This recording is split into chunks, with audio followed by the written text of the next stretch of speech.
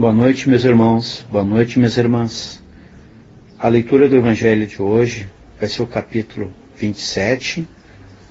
Pedi e obtereis, do item 18 ao item 20, da prece pelos mortos e pelos espíritos sofredores. A prece reclamada pelos espíritos sofredores, ela lhes é útil porque, vendo que pensam neles, sentem-se menos abandonados, menos infelizes, mas a prece tem sobre eles uma ação mais direta.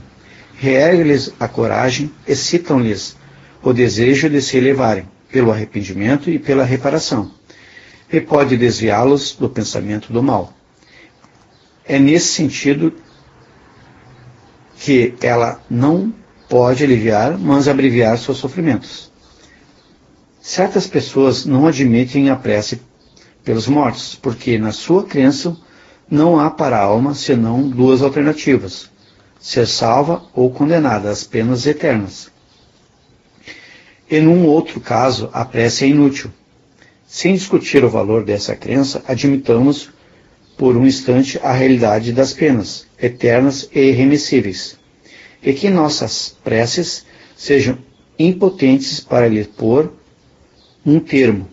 Perguntamos se nessa hipótese é lógico, caridoso e cristão rejeitar a prece pelos condenados. Essas preces, por impotentes que sejam para os livrar, não são para eles um sinal de piedade que pode dulcificar seu sofrimento?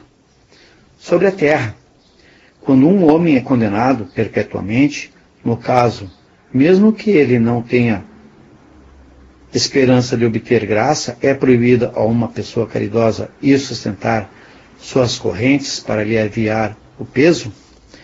Quando alguém está atacado de um mal incurável, porque não oferece nenhuma esperança de cura, é preciso abandoná-lo sem nenhum alívio?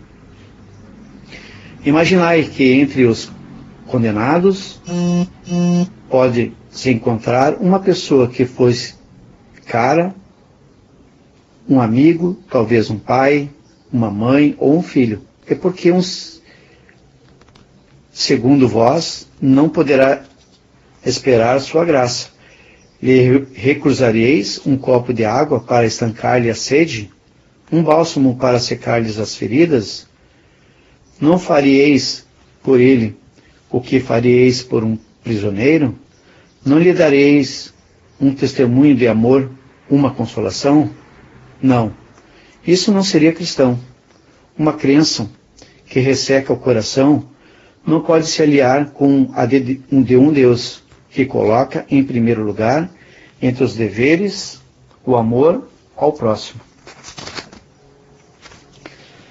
A não eternidade das penas não implica a negação de uma penalidade temporária, porque Deus, na sua justiça, não pode confundir o bem e o mal. Ora, negar, nesse caso, a eficácia da prece seria negar a eficácia da consolação, do encorajamento e dos bons conselhos.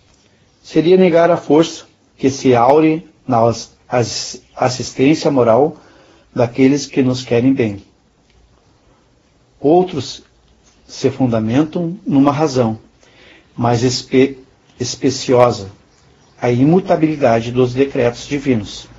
Deus, dizem eles, não podem mudar as suas decisões a pedido de suas criaturas.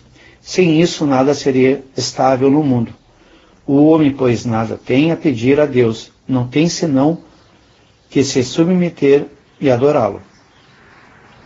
Há nessa ideia uma falsa aplicação da imutabilidade da lei divina, ou melhor, ignorância da lei no que concerne a penalidade futura. Essa lei é revelada pelos Espíritos do Senhor, hoje que o homem está maduro para compreender o que, na fé, está conforme ou contrário aos tributos divinos. Segundo o dogma da eternidade absoluta das penas ao culpado, não se tem em conta seus remorsos e seu arrependimento.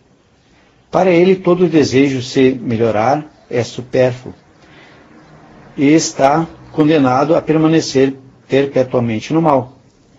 Se está condenado por um tempo determinado, a pena cessará quando esse tempo tiver expirado.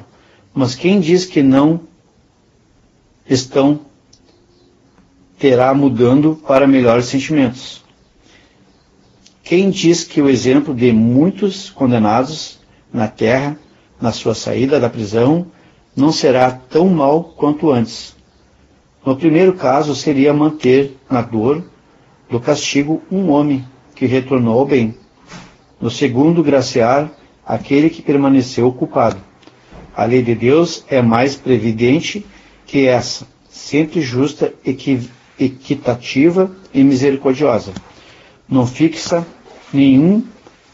nenhuma duração à pena. Qualquer que seja, ela se resume assim. Então, nossos irmãos, a eficácia da prece é o nosso elo de ligação a Deus, aos mais altos, aos nossos irmãos misericordiosos que se empenham em nos ajudar constantemente. Então, a eficácia da prece é fundamental.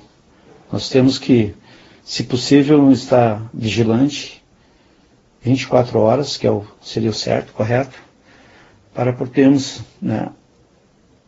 haver essa mudança moral e espiritual. Então, nossos irmãos, vamos levar o pensamento a Deus, vamos encerrando mais essa leitura, e que Deus, misericordioso, nosso irmão Jesus, possa nos abençoar, que os nossos irmãos da espiritualidade possam nos ajudar em todos os momentos. E que Deus e Jesus possam abençoar as nossas águas, com os fluidos necessários, com os medicamentos necessários para cada um de nós. E que possamos, ao beber, fazer o efeito necessário, até mesmo nos curarmos. E que assim seja.